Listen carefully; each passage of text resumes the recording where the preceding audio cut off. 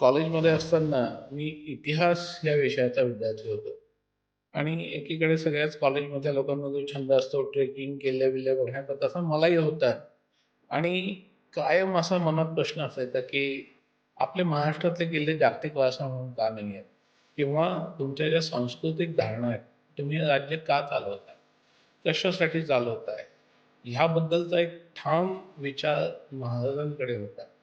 त्या दिवसाच्या युनेस्कोच्या त्या सभेत डेलिब्रेशन जे होतात, ती आपण ऐकली, तर ह्या सगळ्या देशांनी प्रतिनिधी मोडक्या-तोडक्या पद्धतीनं का होईना छत्रपती शिवाजी महाराज हा शब्द उच्चारायचा प्रयत्न करतात. युनोच्या आमसभेत स्वराज्य हा शब्द 10-10 वेळा उच्चारला जातोय. मी आता आपल्याशी बोलतोय तर आता रोमांच उभे राहतात पहिल्यांदा. हे आपण ऑनलाईन अवश्य ऐकावं. आणि हे सगळं झाल्यावरती 20 पैकी 20 मतं आपल्याला मिळून आपल्याला हा सन्मान प्राप्त झाला.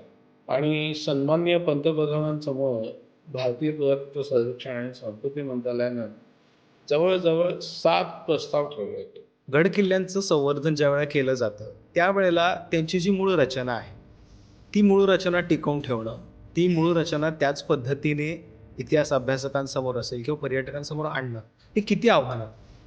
सगळ्यात पॉलिसीतला महत्त्वाचा बदल असा आला की आपण कॉन्झर्वेशन आर्किटेक्टचा एक पॅनल तयार केला. नमस्कार, मी मुकुल आव्हाड आणि कॅमेरावर आहेत सेजल जाधव. माहेम टी व्हीमध्ये आपलं स्वागत. 11 जुलै 2025 ही तारीख केवळ भारतच नव्हे तर जगभरातल्या शिवप्रेमींसाठी आणि शिवभक्तांसाठी एक अभिमानाचा दिवस म्हणून आपल्यासमोर आली. कारण या दिवशी छत्रपती शिवाजी महाराजांच्या 12 किल्ल्यांचा समावेश युनेस्कोच्या जागतिक वारसास्थळाच्या यादीमध्ये करण्यात आला. छत्रपती शिवाजी महाराज असतील किंवा एक शिवकाळ जो आपला आहे तो सगळा आपल्यासाठी एक अभिमानाची बाब आहे. त्यानंतर राज्यभरात वेगवेगळ्या ठिकाणी जल्लोष आणि उत्साह साजरा करण्यात आला. मात्र या उत्सवाच्या नंतर ज्या वेळेला इतका मोठा बहुमान आपल्याला मिळतो त्यावेळेला त्याचं कुठेतरी एका सम्यक पातळीवरती आकलन होणं आवश्यक असतं. देशाचे नागरिक म्हणून, शिवप्रेमी म्हणून तुमच्या माझ्या जीवनावरती याचा थेट परिणाम झालेला आहे. पण आता याच्या पुढच्या काळामध्ये त्यात आपली जबाबदारी काय असणार आहे, हा संपूर्ण प्रवास नेमका कसा होता, या सगळ्या गोष्टींची माहिती आपल्याला मिळावी म्हणून आज आपण संवाद साधणार आहोत पुरातत्व व वस्तू संग्रहालय संचालनालयाचे संचालक डॉक्टर तेजस गर्गे यांच्यासोबत. सर, आपलं माहेम टी व्हीमध्ये खूप खूप स्वागत. नमस्कार. सर्वप्रथम सरांचा परिचय आपल्याला करून द्यायला आवडेल तो असा की सिंधू संस्कृती असेल, स्थापत्यशास्त्र असेल किंवा इतिहासाचं जे एकूणच व्यवस्थापन शास्त्र आहे त्याच्यामध्ये 2 दशकाहून अधिक काळ सर कार्यरत राहिलेले आहेत. आर्किओलॉजिकल सर्व्हे ऑफ इंडियाच्या माध्यमातून त्यांनी वेगवेगळ्या शिबिरातून इतिहासाचं संवर्धन, जतन याचा एक आपण म्हणतो की त्याच्यातली प्रयोगशीलता असेल किंवा त्याच्यातले वेगवेगळे आयाम असतील त्याच्यावरती मागची अनेक वर्ष ते काम करतायत. आणि आज आपण जो विषय आपल्या चर्चेसाठी घेतलेला आहे त्या सगळ्या प्रक्रियेमध्ये सरांचा एक महत्त्वपूर्ण सहभाग होता. त्याविषयीच आपण त्यांच्याशी गप्पा मारणार आहोत. सर, माझा पहिला प्रश्न तुम्हाला तोच आहे की युनेस्कोच्या वारसास्थळांच्या यादीमध्ये मानांकन ते नामांकन हा जो प्रवास आहे हा नेमका कसा होता? मुळात आपण समजून घेतलं पाहिजे की युनेस्को मानांकन देतं म्हणजे नक्की काय करतं. अगदी साध्या आणि सोप्या शब्दात म्हणायचं झालं तर जगात भारी. आपल्याला आपलं गाव जगात भारी आहे असं स्वतःहूनच स्वयंघोषित पद्धतीनं जाहिरात करायला फार आवडतं. पण हे आंतरराष्ट्रीय पातळीवर तर जगात भारी कोण आहे हे मात्र युनेस्को ठरवतं, ते सांस्कृतिक बाबींमध्ये. मुळातच जवळजवळ आजपर्यंत 1200 स्मारकं जगभरात आज जागतिक वारसा म्हणून घोषित झालेली आहेत. त्यांचं काहीतरी वैश्विक अद्वितीय मूल्य प्रस्थापित झालंय आणि ते संपूर्ण जगानं युनेस्कोच्या सर्टिफिकेशननी स्वीकारलंय.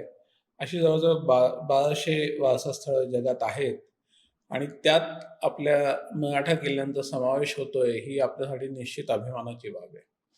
भारतापुरतं म्हणायचं गेलात तर आपण 2 कॅटेगरीमध्ये ही सगळी नॉमिनेशन्स असतात. ती एक सांस्कृतिक आणि एक नैसर्गिक. आणि महाराष्ट्रातलंच अगदी सोप्या पद्धतीनं उदाहरण द्यायचं झालं तर महाराष्ट्रात पश्चिम घाट हे ऑलरेडी युनेस्कोनं घोषित केलेले जागतिक वारसा म्हणून, पण हे नैसर्गिक कॅटेगरीमध्ये. आणि सांस्कृतिक कॅटेगरीचा आपण विचार केला तर त्यात अजंठा, वेरूळ, एलिफंटा ही लेणी, आपलं छत्रपती शिवाजी महाराज म्हणजे जुनं व्हिक्टोरिया टर्मिनस किंवा मुंबईमधल्या व्हिक्टोरियन आणि आर्ट डेको इमारती ह्या सगळ्या आधी जागतिक वारसा म्हणून घोषित झालेल्या आहेत आणि त्याच्यानंतर आता छत्रपतींच्या किल्ल्यांचा समावेश याच्यात झालेला आहे. युनेस्कोच्या ऑपरेशनल गाईडलाईन्स पॅरा 77 मध्ये त्यांनी हे निकष विशद केलेले आहेत आणि त्यात 1 ते 10 हे निकष आहेत. आपण तुमच्या चॉईसनी या 10 निकषांपैकी 1 किंवा अधिक निकष निवडा. आता ह्यात 1 ते 6 हे सांस्कृतिक याच्याशी संबंधित आहेत आणि 7 ते 10 हे नैसर्गिक, म्हणजे एखादं नैसर्गिक वारसा स्थळ जे जगात अद्वितीय असेल, त्या पद्धतीचा फ्लोरा आणि फॉना जगात दुसरीकडे नसेल आणि बायोडायव्हर्सिटी एक वैश्विक मूल्य प्रस्थापित करणारी असेल, तर आपण 6 ते 10 हे क्रायटेरिया घेऊ शकतो आणि 1 ते 6 हे कल्चरल किंवा सांस्कृतिक क्रायटेरिया आहेत. त्यात सगळ्यात पहिली गोष्ट म्हणजे it should be masterpiece of human genius किंवा तत्कालीन स्थापत्याचं ते एक अद्वितीय उदाहरण असावं लागतं किंवा आपण जो क्रायटेरिया निवडला होता क्रायटेरिया 4 हा विशिष्ट काळातील स्थापत्य रचना आणि त्यांचं वैश्विक मूल्य ह्याच्याशी निगडीत होत्या. आणि ह्याचबरोबर आपण एक 6 नंबरचा एक क्रायटेरिया घेतला होता, तो विशेषतः आपल्या परंपरा, आपल्या बिलीफ सिस्टीम्स या दोन्हीशी निगडीत होता. तर आपल्या मनात हा प्रश्न निश्चित उपस्थित होणार की ठीक आहे, स्थापत्य, किल्ले, पण बिलीफ सिस्टीम हा असा क्रायटेरिया आपण नक्की का घ्यावा? तर जसं जसं आपली किल्ल्यांचं मानांकन मिळवण्याची स्टोरी प्रोग्रेस होत गेली, तसं हे सगळे क्रायटेरिया सेट होत गेलेले आहेत.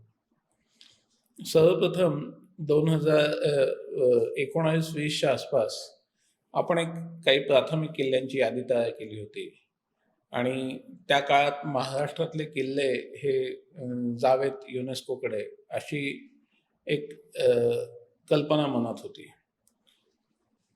मुळात कॉलेजमध्ये असताना मी इतिहास या विषयाचा विद्यार्थी होतो आणि एकीकडे सगळ्याच कॉलेजमधल्या लोकांना जो छंद असतो ट्रेकिंग, किल्ले-बिल्ले बघण्याचा, तसा मलाही होता आणि कायम असा मनात प्रश्न असायचा की आपले महाराष्ट्रातले किल्ले जागतिक वारसा म्हणून का नाही आहेत किंवा यांची अशी अवस्था काय आहे?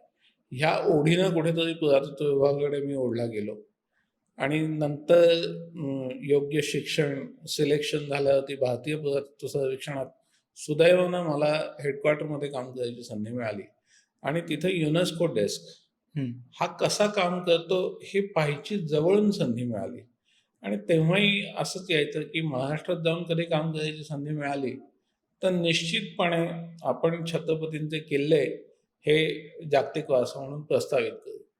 पण महाराष्ट्रात आल्यावरती 2017-18 मध्ये मी संचालक म्हणून आलो, तेव्हा ऑलरेडी हा विषय शासनाच्या विचाराधीन होता. सन्माननीय तावडे साहेब असतील किंवा सन्माननीय छत्रपती संभाजीराजे असतील, यांनी अनेक वेळा याबाबत घोषणा केल्या होत्या. परंतु प्रत्यक्षात एक कागद तयार करणं ही प्रक्रिया सुरू करायचं भाग्य मला मिळालं. ह्याबद्दल मी नक्कीच शासनाचा आभारी आहे. एक प्राथमिक प्रस्ताव आपण 18-19 मध्ये तयार केला आणि तो दिल्लीत भारतीय पुरातत्व सर्वेक्षणास पाठवला. तिथं त्यांच्या पातळीवरती तो ॲक्सेप्ट होऊन पुढे युनेस्कोला पाठवला गेला आणि हे टेंटेटिव्ह नॉमिनेशन ह्या कॅटेगरीत युनेस्को ॲक्सेप्ट करतं. 1 वर्ष त्यांच्या वेबसाईटवर हा आपला प्रस्ताव असतो आणि 1 वर्षानंतर मग ते तुम्हाला डिटेल डॉजियर किंवा डिटेलमधला प्रस्ताव सबमिट करायला त्यांच्याकडून मान्यता येते. हा जो विस्तृत प्रस्ताव जो युनेस्कोला सादर करायचा असतो, तो जवळजवळ 5,000 पानांचा असू शकतो. त्याच्यात संपूर्ण किल्ल्यांचं आपल्याला डॉक्युमेंटेशन द्यावं लागतं. त्याच्यात आपल्याला त्याची कारणमीमांसा द्यावी लागते. त्याच्यात आपल्याला कॉन्झर्वेशन प्लॅन द्यावा लागतो. त्याच्यात आपल्याला शासकीय व्यवस्था आणि कायदेशीर व्यवस्था या किल्ल्यांच्या बाबतीत काय असणार आहेत, याबद्दलचा अतिशय विस्तृत उहापोह युनेस्कोला द्यावा लागतो. आणि ह्यासाठी आपण कॉन्झर्वेशन आर्किटेक्टची मदत घेतो, ज्यांना युनेस्कोची व्होकॅब्युलरी माहिती आहे, ज्यांचा ह्या पद्धतीच्या गोष्टी आधी करण्याचा अनुभव आहे. अशा डॉक्टर शिखा जैन, ज्यांनी राजस्थानचे किल्ले जागतिक वारसा मानांकित करण्यासाठी संपूर्ण राजस्थान सरकारला मदत केली होती. त्यांची नियुक्ती आपण ह्या कामासाठी केली आणि डॉक्टर जैन आणि मी असं दोघांनी मिळून हा विस्तृत प्रस्ताव बनवण्याची सुरुवात केली. बीइंग आर्किटेक्ट, डॉक्टर जैन यांचा भर क्रायटेरिया 4 वरती होता. स्थापत्य रचना, स्थापत्य रचनांचं मूल्य. जी अकॅडमिक डिस्कशन्स होतात त्याच्यात मी डॉक्टर जैन यांना म्हटलं होतं, की मराठा किल्ल्यांचे ॲट्रिब्यूट्स, आर्किटेक्चरल ॲट्रिब्यूट्स, त्यात किल्ला म्हणजे काय? तर किल्ला म्हणजे भिंती, किल्ला म्हणजे तटबंद्या, किल्ला म्हणजे बुरुज, किल्ला म्हणजे प्रवेशद्वार. आणि मराठा किल्ल्यांपासून निजामशाहीतल्या किल्ल्यांचे ॲट्रिब्यूट्स कसे वेगळे आहेत आणि त्याचं वैश्विक मूल्य काय? किंवा निजामशाही किल्ल्यांपासून बहमनी किल्ल्यांची ॲट्रिब्यूट्स काय वेगळे आहेत आणि त्याचं जागतिक अद्वितीय वैश्विक मूल्य काय आहे? तर हे सगळे आमचे डिस्कशन आणि डिबेटचे पॉईंट होते. त्यांना मी म्हटलं, "what makes Maratha forts different than previous dynasties?" तर तिथं आपला क्रायटेरिया 6 अतिशय कामी आला आणि तो म्हणजे बिलीफ सिस्टम्स किंवा तुमच्या ज्या सांस्कृतिक धारणा आहेत, की तुम्ही हे राज्य का चालवताय? कशासाठी चालवताय? ह्याबद्दलचा एक ठाम विचार महाराजांकडे होता आणि तो विचार त्यांच्या राजमुद्रेत झलकतो, की ही रयतेच्या कल्याणासाठी झळकणारी राजमुद्रा आहे. स्वराज्य ही कन्सेप्ट छत्रपतींनी 17व्या शतकात, मला वाटतं जगाच्या पाठीवर असा कोणताही राजा नव्हता, ज्यांनी रयतेच्या कल्याणासाठीचं राज्य, रयतेचं राज्य ह्या भावनेनी राज्याची स्थापना केली. आणि मला वाटतं हा विचारच जगात अद्वितीय वैश्विक मूल्य असणार आहे. आणि म्हणून आपण आर्किटेक्चरल ॲट्रिब्यूट्स आणि आपली परंपरा, आपले विचार ह्या दोन्हीची सुंदर सांगड घालून आपण हा प्रस्ताव तयार केला आणि आपण हा केंद्र शासनामार्फत युनेस्कोला सादर केला. आणि मला सांगायला अतिशय आनंद होतो, महाराष्ट्राने 2 प्रस्ताव सादर केले होते. एक होता कोकणातली कातळशिल्प आणि दुसरा मराठा लष्करी स्थापत्य. आणि सन्माननीय पंतप्रधानांसमोर भारतीय पुरातत्व सर्वेक्षण आणि संस्कृती मंत्रालयानं जवळ-जवळ 7 प्रस्ताव ठेवले होते. आणि त्या 7 प्रस्तावातल्या सेकंड राउंडमध्ये 5 प्रस्ताव गेले. 5 प्रस्तावातल्या एकच प्रस्ताव एका देशाला एका वर्षी पाठवता येतो आणि त्यात मराठा लष्करी स्थापत्याची निवड माननीय पंतप्रधानांनी केली आणि युनेस्कोकडे आपला हा प्रस्ताव दाखल झाला. म्हणजे हा प्रवास इतका वेगवेगळ्या टप्प्यांवरती झाला आणि तो इतका समृद्ध होता आणि याच्यात खरोखर ही मला असं वाटतं, की या प्रवासाला ही जी भावनिक किनार आहे ना बिलीफ सिस्टमची, ती कुठेतरी भारतीय संस्कृती आणि एकूणच छत्रपती शिवाजी महाराजांचा विचार वेगळ्या पद्धतीने मांडणारी आहे. मला आता एक विशेष पुरातत्व विभाग म्हणून पुढच्या अ, ठिकाणी यायचं आहे, की पुरातत्व विभागाचं नेमकं काम याच्यामध्ये या संपूर्ण प्रक्रियेमध्ये काय होतं आणि तुमच्यासमोर हे काम करताना आव्हानं कुठली आली होती? पुरातत्व विभाग, आपल्याला कदाचित माहिती असेल तर राज्यातील राज्य संरक्षित स्मारकांची देखभाल, दुरुस्ती ही मुळात पुरातत्व विभागाची जबाबदारी असते. आणि ही राज्य संरक्षित स्मारकं कोणती? तर ही सातत्यानं आपण वाढवत असतो. नवीन-नवीन स्मारकांना आपण संरक्षित स्मारकाचा दर्जा देतो. आणि त्याच्यासाठी आवश्यक असणाऱ्या ज्या शासकीय प्रक्रिया असतात, गॅझेट नोटिफिकेशन काढणं, प्रत्यक्ष आवश्यकता भासल्यास त्या स्मारकाचा ताबा घेणं किंवा खाजगी मालकाशी करार करणं आणि संवर्धनाचं प्रत्यक्ष कार्य करणं, हे पुरातत्व विभागाचं मुख्य काम आहे. खरं तर राज्यात संशोधन, उत्खनन करणं, राज्याच्या क्षेत्रीय इतिहासात भर घालणं, हेही काम पुरातत्व विभाग करतो. कातळ शिल्पांबद्दलचं संशोधन आपण ऐकून असाल, तर तिथं पुरातत्व विभागानं अतिशय महत्त्वाचं योगदान दिलंय.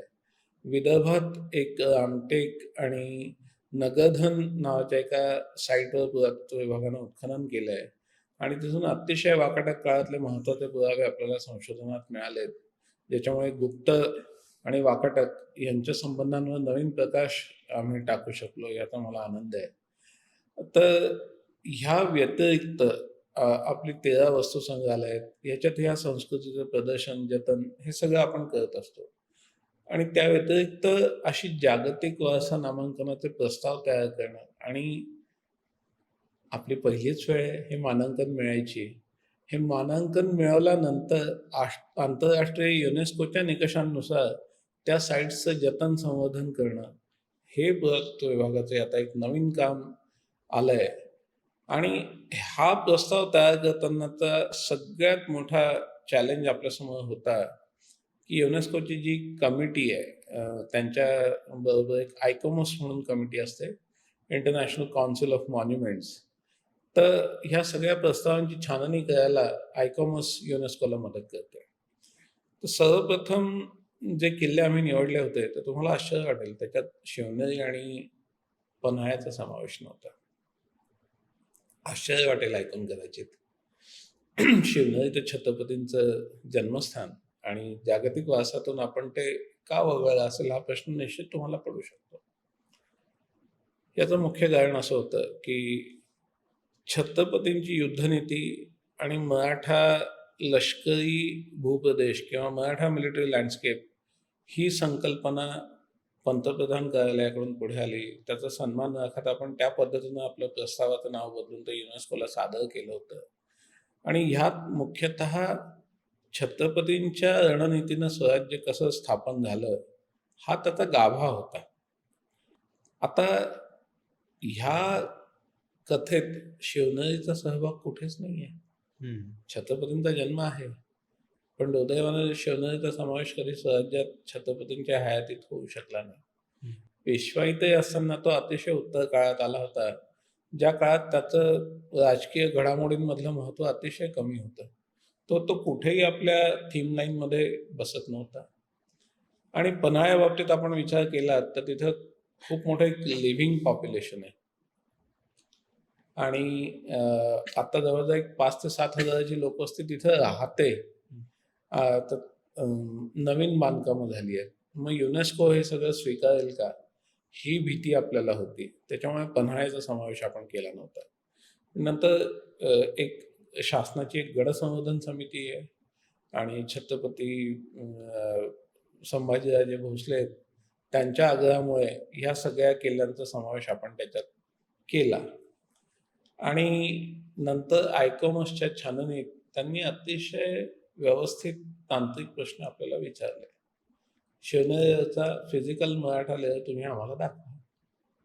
इनफॅक्ट त्यांनी साल्हेरही क्वेश्चन केला होता आणि साल्हेरवरती आपण प्रॉपर आर्किओलॉजिकल एस्कवेशन केलं आणि एस्कवेशनमध्ये तसा मराठा लेअर आपण एस्टॅब्लिश केला. पण शिवनेरीच्या बाबतीत आपण असं नेमकं आपण दाखवू शकलो नाही. एक फॉलिएज्ड आर्च असलेलं एक गेटवे आहे, एक प्रवेशद्वार आहे, जे मराठा काळात स्थापन झालं असा अंदाज आहे, पण निश्चित त्याबाबतचा पुरावा नाही. तर मराठा काळातली अतिशय ना के बराबर स्ट्रक्चर्स शिवनेरीवरती आहेत. त्याच्यामुळे शिवनेरीचं स्वराज्याच्या कहाणीतलं महत्त्व हे आपलं लॉजिक त्यांनी ॲक्सेप्ट नाही केलं. इनफॅक्ट काही नाहीच आहे मराठा, ह्या ठाम धारणेतून त्यांनी आपला प्रस्ताव खरं तर फेटाळला होता. आणि पन्हाळ्याच्या बाबतीतही अनेक प्रश्न होते. तर पन्हाळ्याच्या बाबतीत मी म्हणेन त्या सगळ्या चॅलेंजेसवर ओव्हरकम करायला मुख्यमंत्री कार्यालय स्वतः फील्डमध्ये उतरलं होतं. आपले अप्पर मुख्य सचिव आहेत माननीय विकास खारगे, त्यांनी स्वतः पन्हाळ्याचा दौरा केला, लोकांबरोबर अनेक बैठका घेतल्या. आता मुख्यमंत्री कार्यालय आपल्या दाराशी, हा अनुभव लोकांना रोज येत नाही. आणि त्यातही एवढ्या मोठ्या पदावरचा अधिकारी प्रत्यक्ष फील्डमध्ये येऊन तुमचं शंका समाधान करतोय. मग लोकांचा त्या प्रक्रियेतला कॉन्फिडन्स निश्चित वाढला. पन्हाळ्याच्या लोकांचा सपोर्ट आम्ही खारगे सरांच्या व्हिजिटनंतर मिळवू शकलो आणि पन्हाळासुद्धा ह्या मानांकनाच्या ह्याच्यात दाखल झाला. आता आयकोमसकडे कोणतेही प्रस्ताव गेले, की आयकोमस पहिली गोष्ट म्हणजे ते रिजेक्ट करू शकते. म्हणजे एक आर दिला जातो. दुसरा असतो आय म्हणजे इन्स्क्राईब्ड, की हे तुम्ही जागतिक वारसा म्हणून घोषित करा. आणि तिसरं असतं डी म्हणजे डिफरल. आम्ही सहमत नाही, पण बघा तुम्हाला काय करायचं. मग आपल्या नामांकनाच्या बाबतीत दुर्दैवानं आयकॉमर्सने आपल्याला डी दिलेला होता. आयकॉमर्सचा एक एक्सपर्ट इथं आला. त्यांनी संपूर्ण आपल्या किल्ल्यांची पाहणी केली. आवश्यकतेनुसार महाराष्ट्र शासनाने त्याला हेलिकॉप्टरही दिलं होतं. आर्किओलॉजिकल सर्व्हे ऑफ इंडियाचे जान्हवी शर्मा जे ॲडिशनल डायरेक्टर जनरल आहेत, त्यांची पूर्ण टीम, इथले मुंबई सर्कलचे सुपरिटेंडेंट, असं खूप मोठा पॅराफॅर्नेलिया या एक्सपर्टला हे सगळे किल्ले दाखवायला होता. तिथे जिल्हा प्रशासनाने सुद्धा अतिशय मोलाची भूमिका निभावली. तो दौरा आयोजित करण्यात, त्या दौऱ्यात जो पब्लिक डायलॉग आहे, स्टेक होल्डर्स डायलॉग आहे, हा एस्टॅब्लिश करण्यात आणि त्या तज्ज्ञासमोर हे सगळं मांडण्यात प्रत्येक जिल्हाधिकाऱ्यांनी अतिशय महत्त्वाची भूमिका निभावली आहे. पोलीस डिपार्टमेंटनी आपलं सगळं सहकार्य दिलं आणि लोक यांची इच्छा आहे हे सगळं व्हावं. आपल्या सगळ्या संघटना, दुर्गप्रेमी आपले मित्र, त्यांचाही अतिशय हिरिरीनं ह्याच्यात सहभाग होता. पण असं असूनही दुर्दैवानं त्यांनी अतिशय तांत्रिक प्रश्न विचारले, की तुम्ही जी काही कहाणी आमच्यासमोर मांडताय, जी किल्ल्यांची हायरार्की तुम्ही म्हणताय, त्यात आमच्या मते गढी सुद्धा एक छोटासा कंपोनंट आहे आणि तुम्ही प्रस्तावित केलेल्या किल्ल्यांमध्ये कुठे गढी नाही आहे. अशा अनेक त्यांनी आपल्या त्रुटींचा दाखला दिला आणि त्यांनी आपल्याला डी दिला होता. यावेळेस कहाणीत थोडा ट्विस्ट आला. इलेक्शन झाली, सरकारची स्थापना झाली आणि आमच्या सुदैवानं एक ॲडव्होकेट सांस्कृतिक मंत्री म्हणून शासनाने आम्हाला दिला आणि माननीय ॲडव्होकेट आशिषजी शेलार सांस्कृतिक मंत्री म्हणून आले होते. त्यांनी ही सगळी गंभीर परिस्थिती अतिशय खोलात जाऊन समजून घेतली. त्यानं स्वतः युनेस्कोच्या डीजींशी संपर्क केला.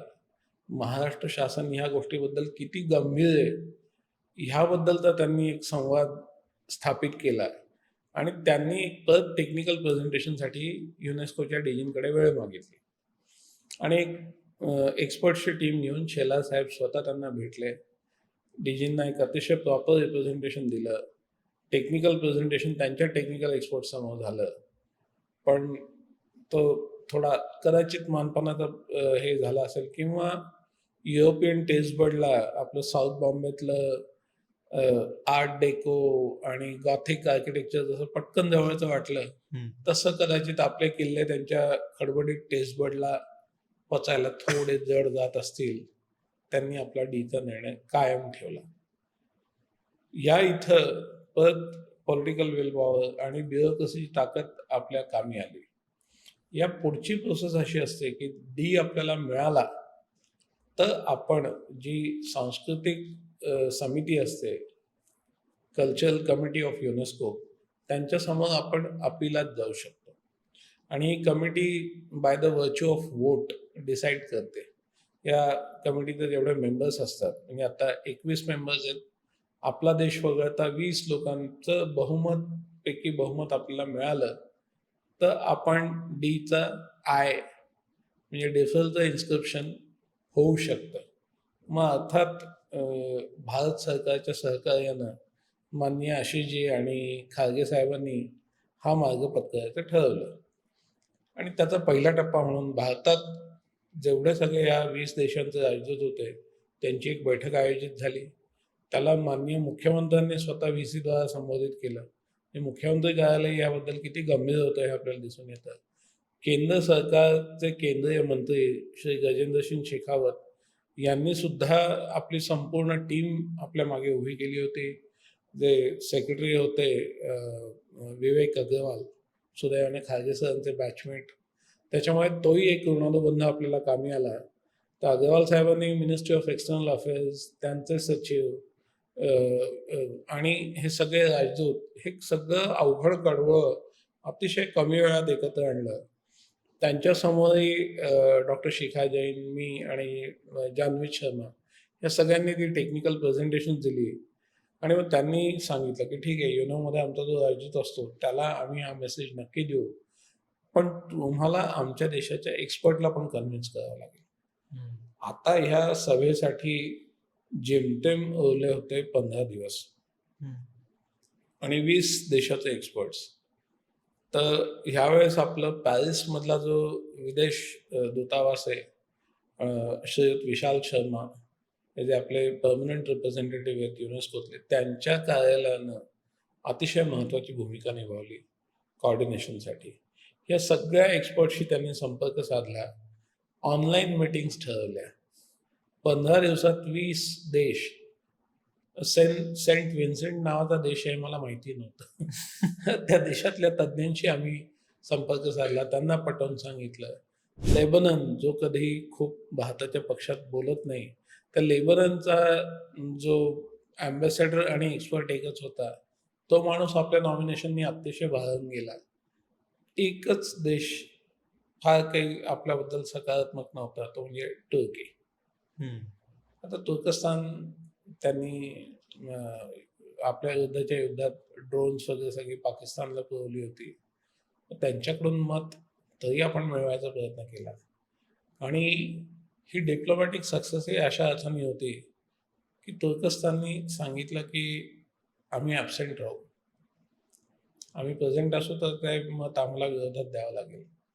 पण तुर्कस्तान इथं ॲबसेंट राहिला आणि ज्या दिवसाचा आपण सोनियाच्या दिवसाचा आपण उल्लेख केला, त्या दिवशी प्रत्यक्ष मतदानात 20 पैकी 20 मतं आपल्याला मिळाली.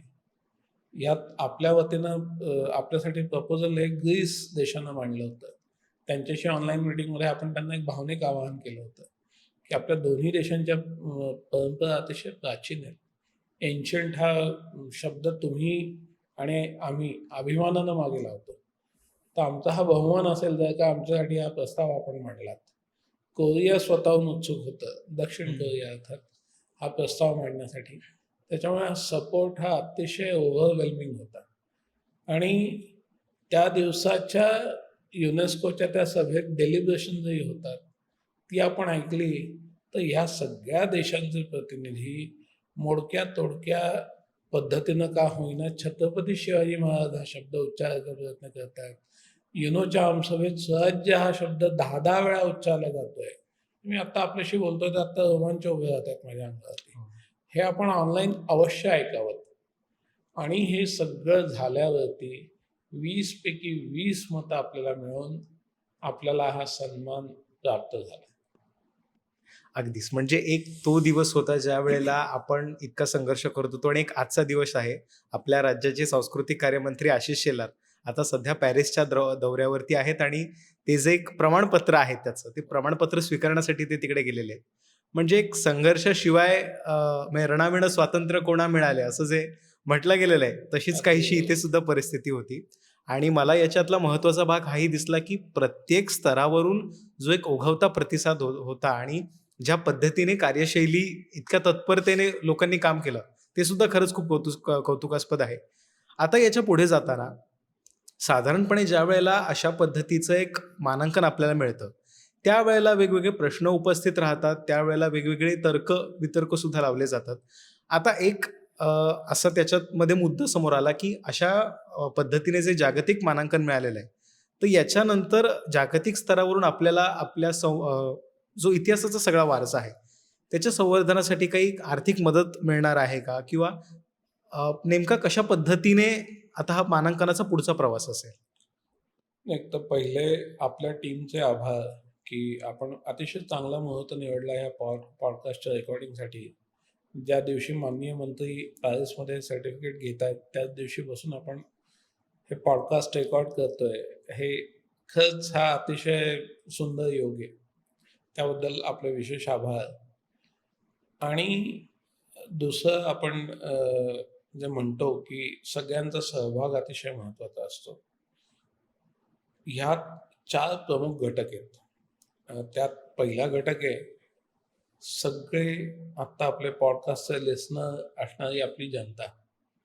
मुळात समाज म्हणून आपली इच्छा असावी लागते की छत्रपतींच्या किल्ल्यांना एक आंतरराष्ट्रीय रिकग्निशन मिळावं.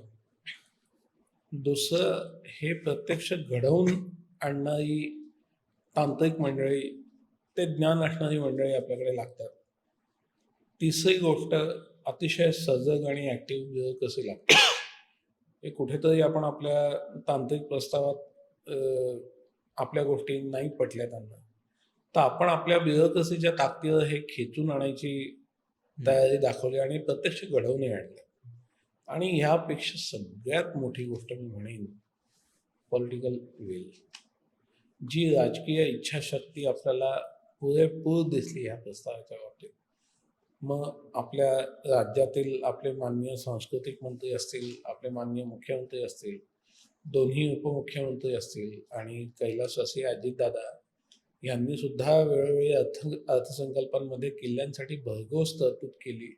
युनेस्कोचं हे सगळं चालू होतं तेव्हा पैसा कमी नाही पडू देणार हे स्टेटमेंट विधानसभेत मांडून आम्हाला एक खूप मोठं पाठबळ दिलं. तर अशी संपूर्ण स्तरावरती आणि ह्याच्यात कोणताही राजकीय अभिनिवेश नव्हता.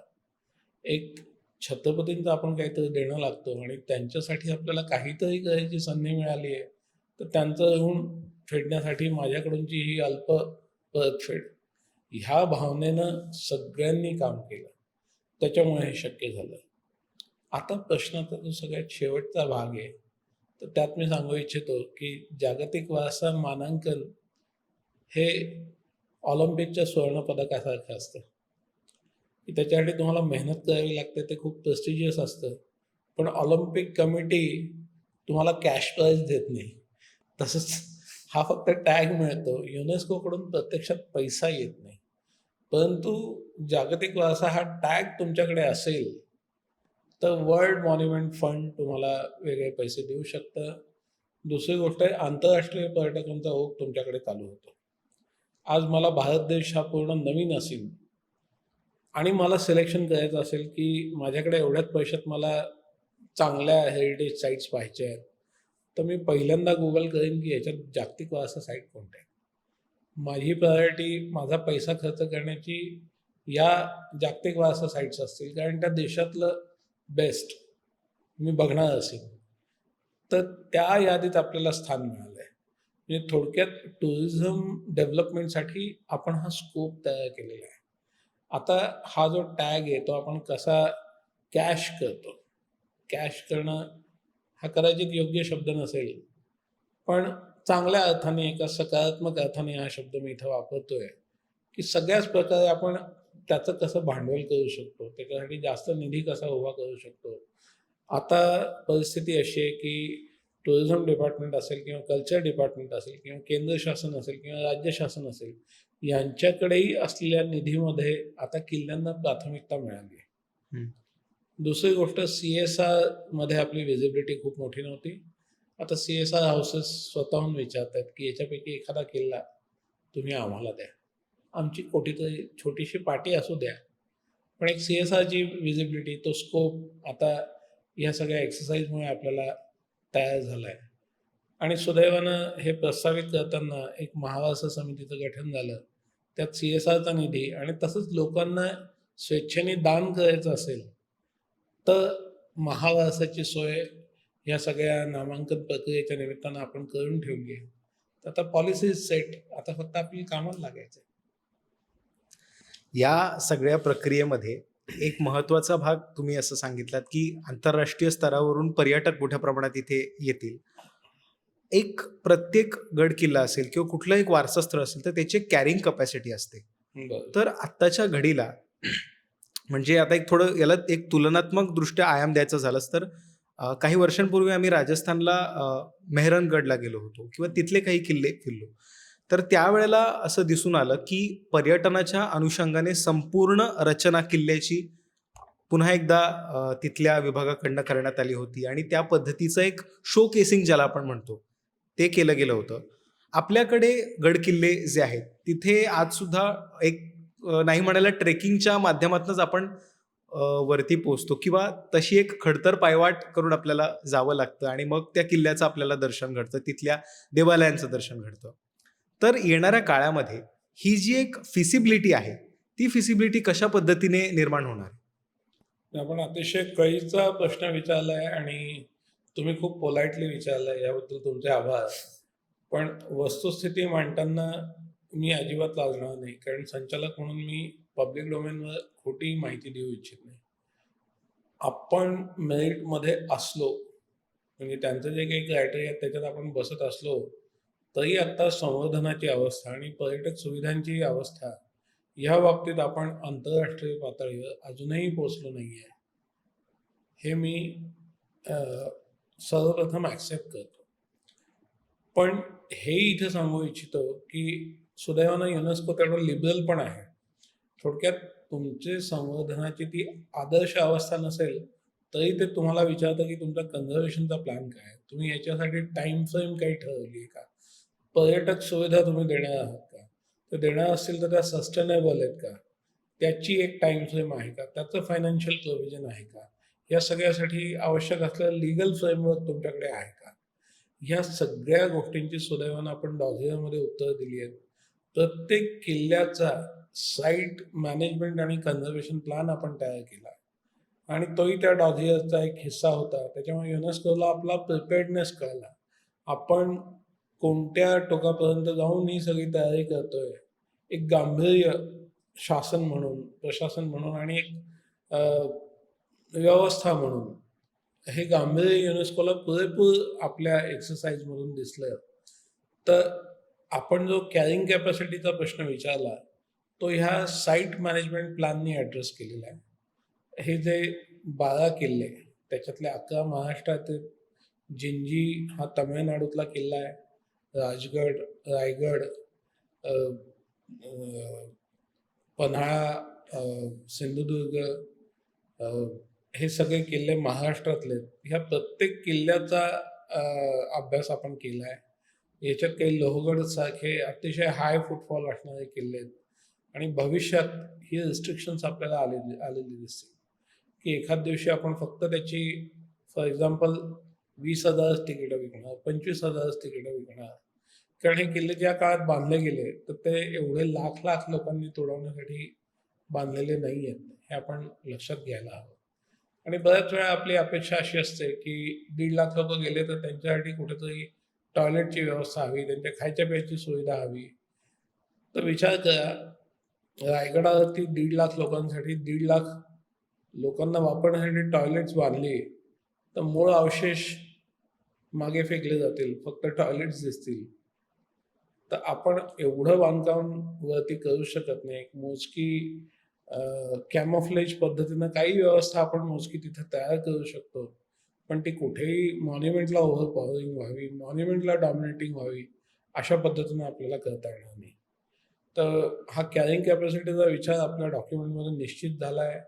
किल्लेनिहाय एक आदर्श संख्या काय असावी, ह्याचंही प्रिस्क्रिप्शन त्याच्यात आहे आणि त्याचं आयडियल लेव्हलला इम्प्लिमेंटेशन भविष्यात टप्प्याटप्प्यानं कसं करता येईल, याचं नियोजन आता चालू आहे.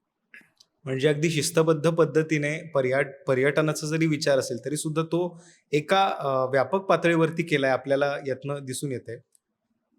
किल्ले महाराष्ट्रामध्ये जे वेगवेगळ्या ठिकाणी आहेत, त्यांच्या अवतीभोवती असणारे जी गावखेडं आहेत, तर त्याचा एक वेगळा संयोग आहे.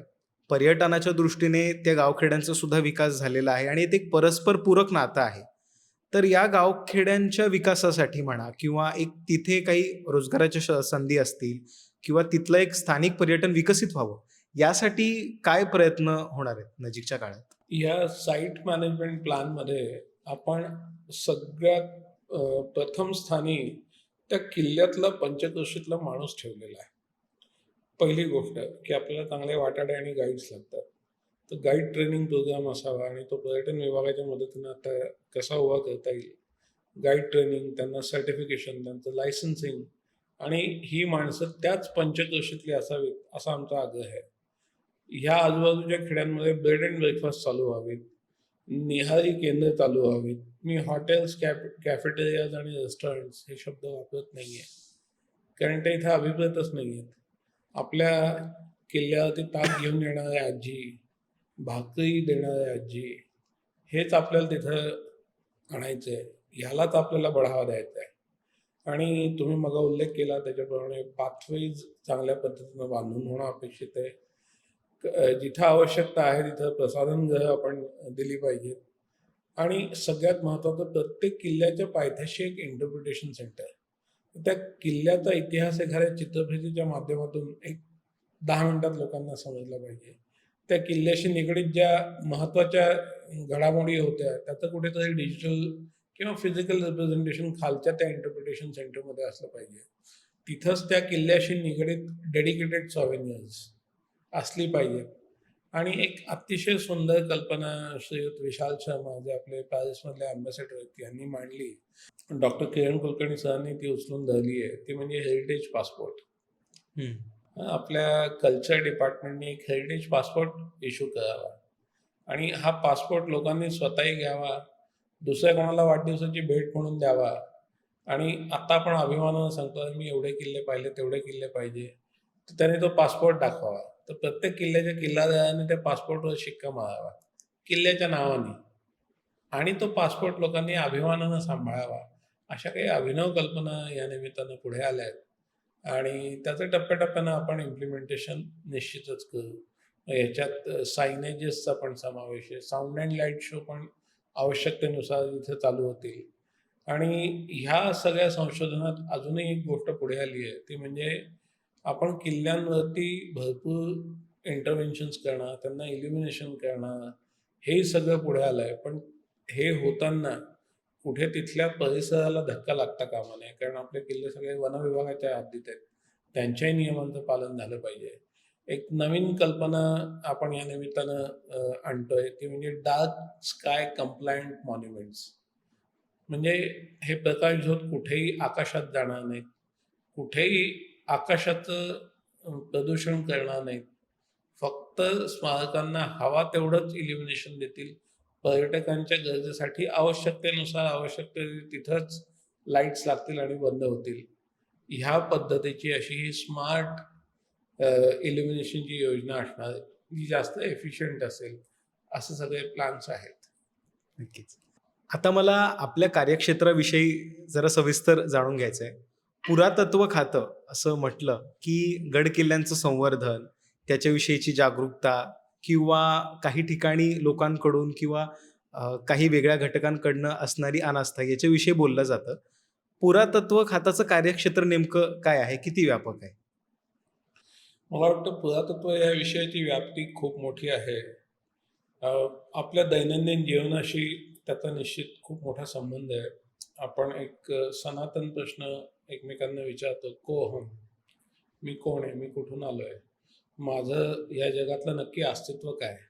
ह्या बऱ्याचशा प्रश्नांची उत्तर फिलॉसॉफिकली आर्किओलॉजी हा सब्जेक्ट तुम्हाला देतो. त्याच्यामुळे आपल्या सगळ्यांच्याच जीवनात तो खूप महत्त्वाचा आहे. काही अतिशय मी मोजकी उदाहरणं आपल्याला देईन. त्याच्यातून हा तुमच्या राष्ट्रीय आयुष्यात किती महत्त्वाचा विषय आहे हे तुमच्या लक्षात येईल. आपलं जे राष्ट्राचं चिन्ह आहे, 3 सिंहाकृती म्हणतो आपण त्याला, 4 सिंह आहेत. तो एक आर्किओलॉजिकल ऑब्जेक्ट आहे. सारनाथच्या एक्स्कव्हेशनमधून निघालेला आणि अशोकन पिलर कॅपिटल आहे. म्हणजे तुमचा देश हा एका सिम्बॉलच्या रूपात दाखवायचा झाला, तर एका आर्किओलॉजिकल ऑब्जेक्टच्या रूपानं तो रिप्रेझेंट केला जातो.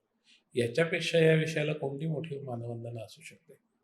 आणि मला वाटतं आज तुम्ही आणि मी शर्ट पॅन्ट कोणत्या तरी पाश्चात्य पोशाखात बसलेलो आहोत.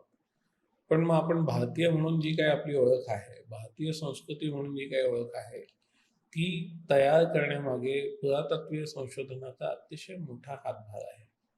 आपण आज म्हणतो की 5,000 वर्ष जुनी संस्कृती. हे कशामुळे सिद्ध झालंय? तर मोहिंजोदडो आणि हडप्पा इथल्या उत्खननांमुळे. ही उत्खननं केली कोणी? तर आर्किओलॉजिकल सर्व्हे ऑफ इंडियाने, पुरातत्व ह्या विभागाने. तर अशा पद्धतीनं मी म्हणेन की राष्ट्रीय अस्मिता, राष्ट्रीय ओळख ही तुमची तयार करण्यामागे पुरातत्व हा विषय अतिशय महत्त्वाची भूमिका निभावतो. आपले देशासमोरचे जे काही प्रश्न आहेत, सामाजिक, धार्मिक, राजकीय, आणि खुलेपणाने मी इथं उदाहरण देईन, राम मंदिर येथे झालेल्या अयोध्येतील राम मंदिराचं उत्खनन जे झालं होतं, तेही भारतीय पुरातत्व सर्वेक्षणाने केलं. तर देशासमोरचे अतिशय जटिल प्रश्न सोडवण्यात एका आर्किओलॉजिकल उत्खननचा सहभाग होता. हे ह्याच्यातच त्या विषयाचं मोठेपण आलं. पण सरकारी पद्धतीची किंवा सरकारी डिपार्टमेंट जे आर्किओलॉजीचं आहे, त्याचा प्रयोग थोडा याच्यापेक्षा कमी आहे. आणि तो कमी अशा स्वरूपात आहे की जी स्मारकं सरकारने संरक्षित म्हणून घोषित केलेली आहे, त्याच्यापुरतंच त्याचं कार्यक्षेत्र मर्यादित आहे. महाराष्ट्राचंच उदाहरण द्यायचं झालं तर आजमितीस आपण जवळजवळ 390 स्मारकं राज्य संरक्षित स्मारकं म्हणून घोषित केलेली आहेत. आता ह्याच्यात आपलं राजगड राज्य संरक्षित स्मारक आहे, परंतु रायगड हे केंद्र संरक्षित स्मारक आहे. तिथं राज्याभिषेक झाला आणि त्याला राष्ट्राने आपलंसं मानलं, ते राष्ट्रीय महत्त्वाचं होतं. तर आपण राज्य संरक्षित स्मारकांचा देखरेख करतो आणि ASI हे केंद्र संरक्षित स्मारकांची देखरेख करतं. तर ह्याबद्दल सगळी समन्वयाची भूमिका आहे. जे आपले गडप्रेमी मित्र आहेत, संस्था आहेत, त्यांच्याशी कोऑर्डिनेशन करून त्यांच्या भावनांना योग्य न्याय देऊन स्वच्छता कार्यक्रम आयोजित करणं, एक जनजागृती कार्यक्रम आयोजित करणं, मंदिरांची मोठ्या प्रमाणात संवर्धनाची कामं आमच्या विभागाने हाती घेतली आहेत. पंढरपूरचा विठोबा असेल, जेजुरीचा खंडोबा असेल किंवा माहूरची रेणुका माता असेल, ह्या सगळ्याच ठिकाणी पुरातत्व विभागाच्या माध्यमातून त्या मंदिरांचे जतन आणि संवर्धनाचं काम चाललेलं आहे. त्याच्यामुळे मला तरी असं वाटतं, एक राज्याची सांस्कृतिक ओळख टिकवून ठेवण्यात आम्ही अतिशय महत्त्वाची भूमिका निभावतोय, याचा मला सार्थ अभिमान आहे. नक्कीच. शिवराज्याभिषेक असेल किंवा शिवजयंती असेल, गड किल्ल्यांवरती वेगवेगळे एक सोहळा आकाराला येत असतो आणि त्याच्यानंतर म्हणजे हे कुठेतरी थोडं दुर्दैवी सुद्धा आहे, की काही काळानंतर म्हणजे ज्यावेळेला हे सगळे सोहळे संपतात आणि सर्वसामान्य एक जो काळ असतो, त्यावेळामध्ये मात्र गडकिल्ल्यांच्या संवर्धनाचा मुद्दा पुढे येतो. त्यावेळेला तिथे कचरा असेल किंवा बाकी काही गोष्टी आहेत, त्याच्या संदर्भातले काही व्हिडिओ सोशल मीडियावरती सर्क्युलेट होतात. लोकांच्या वर्तनावरती प्रश्नचिन्ह निर्माण होतो. आणि ज्या दुर्गप्रेमी संघटना आहेत, महाराष्ट्रामध्ये जे वेगवेगळे कार्य करतायत, त्यांच्याकडून सुद्धा बऱ्याचदा एक अनास्थेची तक्रार केली जाते शासन प्रशासनाच्या बद्दल, की कोणी हस्तक्षेप करत नाहीये, काही काम होत नाहीये. तर आपल्या विभागातून आपल्या विभागाचा आणि त्यांचा समन्वय अशा वेळी कशा पद्धतीने साधला जातो? निश्चित त्यांची जी पुरातत्व विभागाबद्दलची एक भावना आहे, त्याचा निश्चित मी आदर करतो आणि त्यांची ज्या गोष्टींबद्दल तक्रार आहे, ती रास्तच आहे असं माझंही म्हणणं आहे. एक मर्यादित मनुष्यबळ घेऊन आम्ही काम करतोय, की 400 स्मारकांमागे 80 पहारेकरी आहेत आणि सरकारी यथापरी जिथं यथाशक्ती मनुष्यबळ द्यायचा आम्हाला प्रयत्न करत आहे. तर ह्या विषम परिस्थितीत एवढ्या मोठ्या क्षेत्रफळात पसरलेल्या स्मारकांचं संरक्षण अतिशय कमी मनुष्यबळाच्या आधारे कोणती व्यवस्था नसताना करणं हे निश्चितच अवघड काम आहे. त्याच्यामुळे त्यांच्या ज्या भावना आहेत, की योग्य प्रकारे ह्याचा रखरखाव होत नाही, तर ह्या काही प्रमाणात खऱ्या आहेत आणि आता त्या भावनांची दखल घेऊन त्यांच्याशीच आपण संवाद प्रस्थापित करून, की फरक कसा पाडता येईल ह्याच्यात. ह्याच्यातला त्यांचा लोकसहभाग वाढवणं. समजा पुरातत्व विभागाकडे पहारेकरी म्हणून माणसं नाही आहेत, तर आपण एक व्हॉलंटिअर प्रोग्राम चालू करणं किंवा या संस्थांना आवाहन करणं, की आपण CSR पार्टनर्स शोधा. आता काही ठिकाणी अगदी मी आनंदाने सांगेन, की चाटे क्लासेस किंवा अशाही संस्थांनी आम्हाला CSR मार्फत पहारेकरी उपलब्ध करून दिले. त्यांचे पगार त्यांनी दिले. कोणी तक्रार घेऊन आलं तर हात जोडून मी ते मान्य केलं आणि लगेच तुम्ही मला मदत कशी करू शकाल? हा एक प्रस्ताव त्यांच्यासमोरच मांडला. तर ह्या पद्धतीने एक सकारात्मक डायलॉग मला वाटतं सगळ्या ठिकाणी प्रस्थापित झाला, तर ह्या भावनांची तीव्रता कमी होईल. आणि स्वच्छतेबाबत आपण म्हणतात ती गोष्ट खरंच दुर्दैवी आहे. ही नक्की लोकं कोण आहेत? तुमच्या आमच्यातलीच आहेत, माणसंच आहेत. प्लास्टिकच्या बाटल्या वापरणारी आहेत. छत्रपतींबद्दल आपल्याला सगळ्याच महाराष्ट्रातल्या लोकांना आदर आहे. भारतातल्या लोकांना आदर आहे. मग हे नक्की कोण लोक आहेत, जे सगळ्या प्लास्टिकच्या बाटल्यांचा खच जो टनावरही निघतो, दारूच्या बाटल्यांचा खच. दारूबंदी आम्ही ॲक्टमध्ये बदल केला. किल्ल्याचं क्षेत्र दारूबंदीचं क्षेत्र म्हणून घोषित केलं. काही ठिकाणी त्यावरती कारवाई पण झाली. पण एक प्रत्यक्ष एक मोठं मेकॅनिझम याच्यासाठी उभारणं, हेरिटेज पोलीस ही एक वेगळी विंग आपण डेव्हलप करणं, अशा अनेक कल्पना CSR मार्फत हे घनकचरा व्यवस्थापन करणं अशा खूप गोष्टी आत्ता प्लॅनिंग, डायलॉग आणि एक्झिक्युशन ह्याच्या वेगवेगळ्या टप्प्यात आहेत. याचा सकारात्मक परिणाम निश्चित आपल्याला एक 5 ते 7 वर्षात दिसून येईल आणि युनेस्कोने आपल्याला या सगळ्या गोष्टींसाठी साधारणतः 10 वर्षाची डेडलाईन दिली आहे. तोपर्यंत हे सगळं आपल्याला पूर्ण करावंच लागेल. आता पुन्हा एकदा मी गड किल्ल्यांकडे येतो. ऑथेंटिसिटी हा भाग खऱ्या अर्थाने खूप महत्त्वाचा आहे या सगळ्या संदर्भामध्ये. गड किल्ल्यांचं संवर्धन ज्यावेळेला केलं जातं, त्यावेळेला त्यांची जी मूळ रचना आहे, ती मूळ रचना टिकवून ठेवणं, ती मूळ रचना त्याच पद्धतीने इतिहास अभ्यासकांसमोर असेल किंवा पर्यटकांसमोर आणणं, हे किती आव्हानात्मक आहे? निश्चित खूप आव्हानात्मक आहे.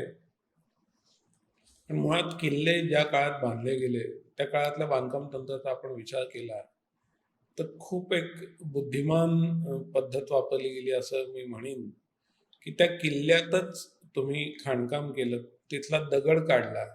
जिथून दगड काढला तिथे तुमची तळी, टाकी तयार झाली.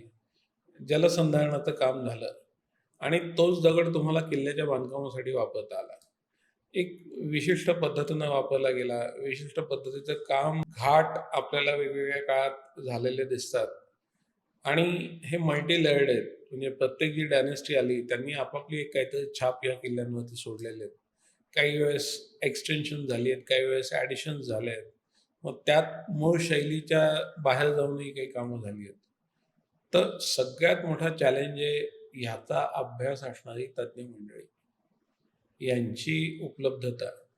आणि हे मान्य करायला हरकत नाही, की पुरातत्व विभाग जवळजवळ 2010 पर्यंत जे काही आदर्श पद्धती आहेत, त्याचा वापर आमच्या विभागात होत नव्हता. सिमेंटमध्ये बांधकामं होत होती. ही वस्तुस्थिती आहे. पण जे काही त्या काळात असणारे बजेटरी कॉन्स्टन्ट्स आहेत, त्याच्यात एवढ्या मोठ्या प्रमाणावरती दगडात आणि चुन्याचं काम करता येणं शक्य नव्हतं. हजारातली बजेट्स होती. तर त्यात त्या काळातल्या लोकांनी यथाशक्ती जे बरं वाटेल ते केलंय. कुठेतरी त्याच्यामुळे काही ठिकाणी जास्त डॅमेज झालाय, कुठेतरी तो एक टेम्पररी रिलीफ त्या स्मारकाला मिळाला आहे. पण 11-12 नंतर हे चित्र पालटलं. आम्ही सुद्धा चुन्यात बांधकामं सुरू केली. सगळ्यात पॉलिसीतला महत्त्वाचा बदल असा आला, की आपण कॉन्झर्वेशन आर्किटेक्टचं एक पॅनल तयार केलं. किल्ल्याचं बांधकाम किंवा कोणत्याही पुरातन वस्तूचं बांधकाम करण्याच्या आधी त्याचं एक डॉक्युमेंटेशन करण्याची पद्धत चालू झाली. मग मुळात त्याची authenticity in terms of its design, shape आणि फॅब्रिक हे सगळं रेकॉर्ड केलं गेलं. आणि जेव्हा तुम्ही आता कॉन्झर्वेशनचा प्रस्ताव बनवताय, तो ह्या डॉक्युमेंटेशनच्या बेसवर करण्याची पद्धत आपण कंपल्सरी चालू केली. मग त्याला तांत्रिक मान्यता मुख्यालयाच्या पातळीवर आम्ही जेव्हा देतो, तेव्हा ही ऑथेंटिसिटी ही सगळी तपासून बघतो. आणि नंतर जेव्हा काम चालू असतं, तेव्हा वेळोवेळी हे वास्तुविशारद त्याचा अहवाल सादर करतात. त्याचं क्रॉस चेक ठेवण्याचं काम आपले सहाय्यक संचालक करतात आणि त्या बरोबरच एक्झिक्युशन होतंय की नाही, हे मुख्यालय इन्शुअर करतं. अर्थात ह्या सगळ्या प्रोसिजरची सुरुवात 2010-11ला झाली असली, तरी आत्ता कुठे त्या सिस्टम म्हणून सेट झाल्या आहेत आणि अजूनही त्या 100% आउटपुट देण्याच्या अवस्थेत अजून एक 10 वर्षांनी जातील. पण आत्ताही त्याची फळं चांगली दिसतायत. मी अगदी अभिमानानं सांगेन, आपण कोकणात पूर्णगड पाहायला जावा आणि तो अतिशय देखण्या अवस्थेत युनेस्कोची सगळे निकष, इंटिग्रिटी, ऑथेंटिसिटी या सगळ्या निकषांची पूर्तता करत त्या पूर्णगडचं काम झालेलं आहे. आणि जी काही आता नवीन आपली कामं होत आहेत, पंढरपूरच्या विठोबाचं मंदिर आपण अवश्य बघायला जावं. तर त्यात तो भाविकांनाही आनंद आहे. जी आपली जे तज्ञ लोक आहेत, त्यांच्याकडूनही ते ॲप्रिसिएशन आपल्याला मिळतंय. आणि अ, विभाग म्हणूनही आमच्या चुका स्वीकारणं, डोळसपणे स्वीकारणं आणि त्या सुधारणं, ह्या ही निरंतर प्रक्रिया आमची चालू आहे आणि त्याच्यामुळे कुठेतरी एक सकारात्मक अवस्थेत आम्ही निश्चितच लवकर जाऊ, असा मला विश्वास आहे. सर, आपण भेटल्यापासून मला खरं तर असं एक मोह आवरत नाही आता. पण आपण गडकिल्ल्यांचं हे मानांकन प्राप्त केलं, मिळवलं. कोकणातल्या कातळ शिल्पांना सुद्धा हे मानांकन मिळणार आहे का? आणि त्याबद्दलचा एक अपडेट आपल्याकडनं हवं होतं. धन्यवाद. इनफॅक्ट मराठा गडकिल्ले आणि कोकणातली कातळशिल्प हे 2 प्रस्ताव आपण एकत्र सादर केले होते. आणि संपूर्ण भारतातून जे 7 प्रस्ताव गेले, त्यात पंतप्रधान कार्यालयाला 5 प्रस्ताव सादर झाले. त्यात महाराष्ट्राचे 2 प्रस्ताव होते. कातळशिल्प आणि अ, हे गडकिल्ले. तर माननीय पंतप्रधानांनी गडकिल्ल्यांची निवड केली, जी योग्यच होती. त्याच्यामुळे गडकिल्ले आज आपल्याला मानांकित झालेले दिसतायत. तर ह्या पुढचा महाराष्ट्र शासनाचा प्रस्ताव निश्चित आणि निश्चित कातळशिल्प असणार आहे. ज्याने ऑलरेडी दिल्लीत एक धडक दिलेली आहे. आता अं, एका देशाला एका वर्षात एकच प्रस्ताव पाठवता येतो. महाराष्ट्राची सायकल आत्ताच पूर्ण झालेली आहे. आता पुढे वाराणसी, ओरछा, वडनगर हे सगळे लाईन लावून उभे आहेत. आणि एक अतिशय सुंदर देखणा प्रस्ताव मेघालयातल्या लिव्हिंग ब्रिजेसचा आहे. आणि त्याच्यानंतर म्हणजे 29-30च्या सायकलला महाराष्ट्राला संधी आम्ही देऊ, असं केंद्र सरकारनं इन्फॉर्मली सूचित केलेलं आहे. तर आपण त्या प्रयत्नात राहू. आपण अ, अ, आणि या सगळ्याची एक तयारी म्हणून सन्माननीय शेलार साहेबांनी अतिशय एक महत्त्वाकांक्षी प्रकल्प हाती घेतला आहे. तो म्हणजे कातळशिल्प डेस्कचा. त्यांनी जेव्हा हा पॅरिसचा दौरा केला, त्या सगळ्या युनेस्कोच्या तज्ज्ञांशी त्यांनी संवाद साधला, तेव्हा त्यांच्या लक्षात आलं की मुळात युरोपियन मंडळी आहेत आणि त्यांना हा विषय माहितीच नाही आहे. कारण पॉप्युलर डोमेनमध्ये हा फार आला नाही आहे. त्यामुळे सहज आल्यावर मी पाहिलं, नॅशनल जिओग्राफिकवर मराठा किल्ल्यांवरती काही आहे का? डिस्कव्हरी चॅनलवरती ह्या विषयावरती काय दिसतंय? तिथं काहीच दिसत नाही. ही वस्तुस्थिती आहे.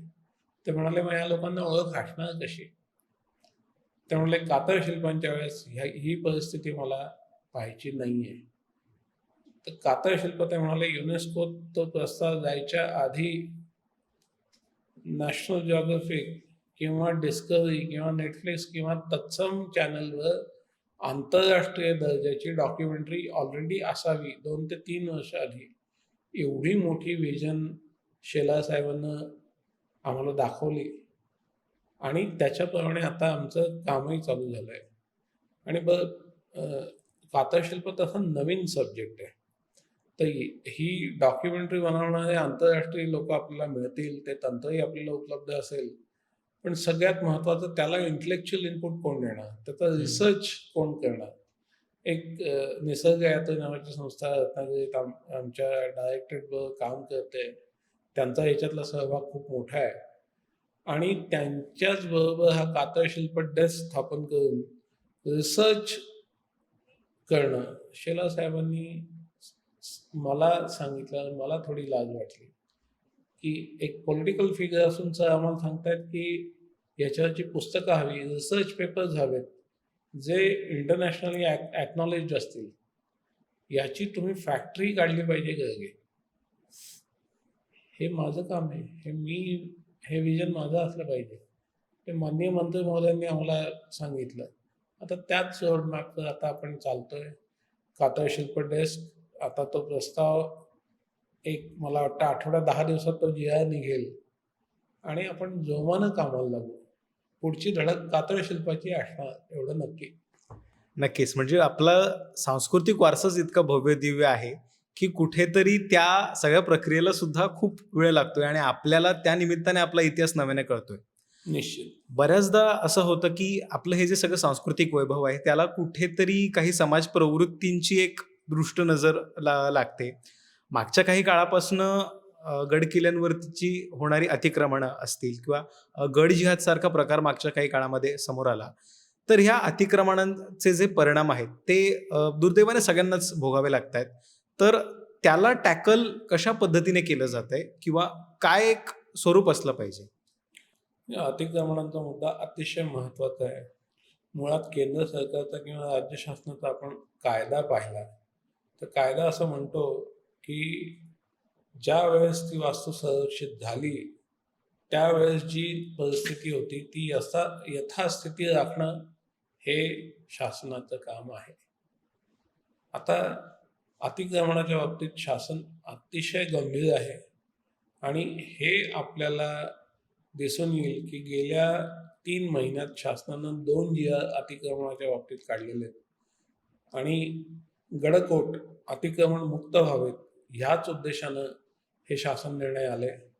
त्यात पहिला शासन निर्णय होता, त्यात केंद्र सरकारचे आणि राज्य सरकारचे किल्ले ह्याच्यावरती झालेली अतिक्रमणं काढण्याचे आदेश शासनानं सन्माननीय जिल्हाधिकाऱ्यांना दिले होते. एक खूप मोठा एक्सरसाइज या शासन निर्णयामागे झाला. सिंहगडाची काही अतिक्रमण जमिनीवरचं झाल्याची आपण पाहिली असतील. विशाळगडाच्या काही अतिक्रमण कारवाई आपण केली आणि अजूनही काही काही ठिकाणी हे अतिक्रमण मुक्तीचं धोरण आपलं चालू आहे. यात अर्थात सन्माननीय न्यायालयात काही लोक गेलेले आहेत. त्या न्यायालयीन प्रक्रियांचा आदर राखूनच आपण ही सगळी कारवाई पूर्ण करायचा प्रयत्न करतोय, ज्याच्यात थोडा वेळ जाण्याची शक्यता नाकारता येत नाही. पण शासनाचा गंभीरपणा आपण ह्यावरही लक्षात घ्यावा की दुसरा पण शासन निर्णय शासनाने काढला आणि त्याची व्याप्ती गडकोटांच्या पलीकडे जाऊन सगळ्याच राज्य संरक्षित स्मारकांसाठी लागू केली. आता संपूर्ण राज्यभरात जी 390 स्मारकं राज्य संरक्षित आहेत, ह्याच्यावर कुठे कुठे अतिक्रमणे, काय पद्धतीचं आहे, त्याचं लीगल स्टँडिंग काय आहे, ह्या सगळ्याचा आता सखोल अभ्यास चालू आहे. डेटाबेस तयार करणं चाललं आहे. कारण ह्या गोष्टी अगदी 100% सन्माननीय न्यायालयापर्यंत जातील असा एक अंदाज व्यक्त होतोय. तर त्या हिशोबानेच आत्तापासून आपली कागदपत्र असावी, अभ्यास असावा, अशा तयारीनेच पुरातत्व विभाग आता अतिक्रमणाविरुद्ध मैदानात उतरला आहे आणि इच्छा अशी आहे की अतिक्रमण मुक्त स्मारक येत्या काही वर्षात आपण अनुभवू. सर, युनेस्कोच्या आपल्या या सगळ्या प्रवासामध्ये आनंद आहे अर्थातच, पण याला एक थोडी दुःखाची किनार सुद्धा आहे. आपल्या राज्याचे उपमुख्यमंत्री अजितदादा पवार काही दिवसांपूर्वी आपल्याला सोडून गेले आणि त्याचबरोबर त्याच काही दिवसांमध्ये जलसंस्कृतीचा अभ्यास ज्यांनी आपल्यासमोर मांडला असे इतिहासकार मोरवंचीकर सुद्धा आपल्याला सोडून गेले. तर तुमच्या काय भावना होत्या सर? निश्चितच सन्माननीय अजितदादांचं जाणं हा तर आमच्या सगळ्यांसाठीच एक खूप मोठा शॉक होता. मला वाटतं महाराष्ट्रातला असं कोणी नसेल की जो त्यांच्या अकाली मृत्यूमुळे हळहळला नसेल. अजितदादांना पुरातत्व विभागासाठी भरभरून दिलं.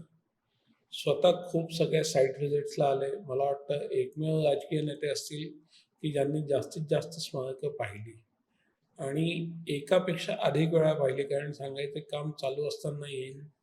त्यांचं कॉन्झर्वेशनबद्दलचं नॉलेज उत्तम होतं. त्यांचे प्रश्न नेमके असायचे ते कारागीरांना, काय बाबा घडाई कोणती, बाजरीची घडाई करतोय ना का असाच सपाट दगड मारलाय, रायझर किती ठेवलाय, फार त्या मंदिराच्या पाया चढायला लोकांना त्रास व्हायला नको. अतिशय बारकाईने नेमके प्रश्न विचारायचे. संग्रहालय हा विषय त्यांच्या अतिशय आवडीचा होता. औंध संग्रहालयाच्या विकासासाठी मला वाटतं पुरातत्व विभागाला त्यांनी जो शेवटची मंजुरी दिली आहे, तर जवळजवळ 37 कोटीचा प्रस्ताव त्यांनी औंध संग्रहालयाच्या पुनर्विकासासाठी मान्य केला होता. सन्माननीय अजितदादांचं त्याच्यातलं योगदान खूप मोठं असणार आहे, ह्यात शंकाच नाही. युनेस्कोच्या या प्रक्रियेत त्यांनी वेळोवेळी आम्हाला पाठबळ दिलं. पैसा कमी पडू देणार नाही याची ग्वाही दिली आणि हे फक्त मानसिक नव्हतंच, तर हा पैसा प्रत्यक्ष आमच्या अकाउंटवर वेळोवेळी रिफ्लेक्ट झालाय आणि तो चोखपणे खर्च होतोय ह्याच्याकडे सुद्धा त्यांचं बारीक लक्ष होतं. तर अजितदादांना महाराष्ट्र निश्चितच विसरणार नाही. आणि दुसरा आपण उल्लेख केला डॉक्टर मोरवंचीकरांचा. माझं संभाजीनगरला एक 8 ते 9 वर्ष नोकरीच्या निमित्तानं वास्तव्य होतं. तिथं गुरु म्हणून सरांशी वारंवार संबंध आला. खूप त्यांच्याकडून शिकायला मिळालं आणि सर गेल्यावरती इंटॅक्ट संभाजीनगर चॅप्टर यांनी त्यांची स्मृती व्याख्यानमाला चालू केली आणि त्याचं पहिलं पुष्प गुंफायला मी गेल्याच आठवड्यात संभाजीनगरला गेलो होतो. तर ह्यापेक्षा एक कोणती वेगळी मोठी आदरांजली सरांसाठी असू शकेल असं मला वाटत नाही. आणि मोहनजीकर केवळ इतिहास तज्ज्ञ नव्हते, तर संस्कृती, लोककला, अध्यात्म, तत्वज्ञान ह्या अनेक विषयांचा त्यांचा सखोल अभ्यास आणि व्यासंग होता. खूप कमी लोक असतात की माझ्या रिटायरमेंट नंतर मी फक्त ज्ञानेश्वर सोडून दुसऱ्या कोणाचाही अभ्यास करणार नाही, हा पण त्यांनी घेतला आणि शेवटपर्यंत पाळला. त्यांचे स्मृतीस या आपल्या पॉडकास्टच्या निमित्तानं मी मनवंदना अर्पण करतो. सर, शेवटच्या प्रश्नाकडे मी येतो आता. आता हे जे मानांकन आपल्याला मिळालेलं आहे ते टिकवून ठेवण्याची जबाबदारी आपल्या सगळ्यांची आहे, सामान्य माणसाची आहे. तर मला आपल्या माध्यमातून हे जाणून घ्यायचं आहे की आता सामान्य माणसाची या सगळ्या वातावरणामध्ये भूमिका नेमकी काय असेल, जबाबदारी काय असेल, की त्याने आता कशा पद्धतीने हा आपला वारसा सांभाळायचा आहे, जतन करायचं आहे? या पॉडकास्टच्या निमित्तातून मी सगळ्यांना असं आवाहन करू इच्छितो की हा जागतिक वारसा टिकवून ठेवण्याची सगळ्यात मोठी जबाबदारी मित्रांनो तुमची आहे. यात पहिली गोष्ट तुम्ही काय करू शकता, तर जे काही प्लास्टिकचं तुम्ही गडकिल्ल्यांवर घेऊन जाता ते आपल्याच बॅगेत तुम्ही परत आणलं तर ही सगळ्यात मोठी सेवा ह्या गडकोटांची आपल्याकडून होईल. दुसरा मुद्दा, स्वच्छते व्यतिरिक्त तिथं बऱ्याच वेळा आठवण म्हणून अवशेष उचलले जातात, घरी नेले जातात. कित्येक आपल्या शिवप्रेमी मित्रांकडे छत्रपतींच्या इतिहासाचे काही अंश म्हणून तोफेचे गोळे, अजून काही किल्ल्याचे अवशेष, नक्षीकामं, दगडं असं खूप त्या किल्ल्यावरून कुठे कुठे जात गेलंय. कधी नाणी असतील. तर किल्ल्यावरून काहीही नेऊ नका. समजा असं वाटेल की कोणी दुसरं कोणी घेऊन जाईल, ते हरवेल म्हणून हे आपण उचललं तर ते पुरातत्व विभागाकडे अवश्य जमा करा. तिसरं, पुरातत्व विभागाला एक सहकार्य आपल्याकडून अपेक्षित आहे. की भविष्यात समजा इथं थोडं एंट्री तिकीट आपल्याला द्यावं लागलं तर ते गडकोटांच्या संवर्धनासाठीच जाणार आहे, स्वच्छतेसाठीच जाणार आहे. ह्या भावनेतून त्यानं त्या गडकोटांकडे बघावं आणि त्याचा केवळ एक पर्यटन स्थळ म्हणून नाही तर प्रेरणास्थळ म्हणून या किल्ल्यांकडे पाहिलं तर निश्चितच हे चित्र बदलेल अशी मला खात्री आहे. नक्कीच सर. आणि एक जबाबदार नागरिक म्हणून, एक शिवप्रेमी म्हणून ती भूमिका जी आहे ती आता मला वाटतं की प्रत्येक जण पार पडेल. आज आपण इथे आमच्याशी संवाद साधलात आणि ही जी सगळी प्रक्रिया होती ती इतक्या सुंदर रीतीने उलगडून सांगितली, त्याबद्दल आपले खूप खूप आभार. धन्यवाद. ह्या पॉडकास्टच्या निमित्तानं मला तरुण भारत बरोबर जोडायची स्वतःला संधी मिळाली, याबद्दल मी आपलेही आभार मानतो. धन्यवाद. छत्रपती शिवाजी महाराजांचा वारसा आपल्यासाठी का महत्त्वाचा आहे, असा प्रश्न ज्यावेळेला आपण स्वतःला विचारतो त्यावेळेला असं लक्षात येतं की गुलामगिरीची छाया सगळीकडे पसरलेली असताना या एका माणसाने स्वराज्याचा विचार इथल्या लोकांच्या मनामनामध्ये पेरला. एका बाजूला युद्धाचं क्षेत्र होतं तर दुसऱ्या बाजूला रयतेच्या भाजीच्या देठारचं सुद्धा नुकसान होऊ नये अशी जागरूकता त्या व्यक्तीने इथल्या प्रशासनाला दिली. त्याचबरोबर स्वराज्य व्यवहार कोशसारखा एक वेगळा विचार भाषेच्या बद्दल आपल्या लोकांच्या मनामध्ये रुजवला. छत्रपती शिवाजी महाराजांचे जे गड किल्ले आहेत ज्यांना युनेस्कोचं आता मानांकन मिळालेलं आहे, त्याची आपण ही सगळी प्रक्रिया समजून घेतली. आपल्याला हा पॉडकास्ट कसा वाटला हे आम्हाला कमेंट बॉक्समध्ये नक्की सांगा आणि बातम्यांच्या ताज्या अपडेटसाठी MahaMTVच्या यूट्यूब चॅनलला सबस्क्राईब करायला विसरू नका. धन्यवाद.